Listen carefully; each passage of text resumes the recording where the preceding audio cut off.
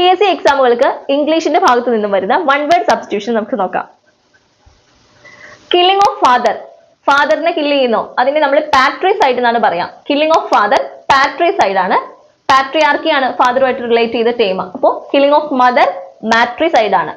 Killing of brother fratricide ആണ്. Killing of sister sororicide ആണ്, എസിലാണ് സ്റ്റാർട്ട് ചെയ്യുന്നത്.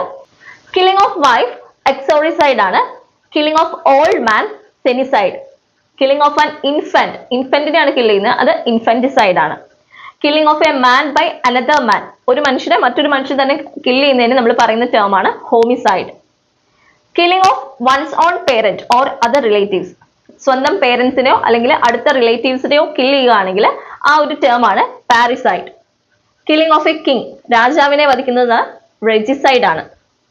സോ വീഡിയോ യൂസ്ഫുൾ ആയെന്ന് വിചാരിക്കുന്നു. മറ്റൊരു വീഡിയോ ആയിട്ട് വീണ്ടും കാണാം. Thank you.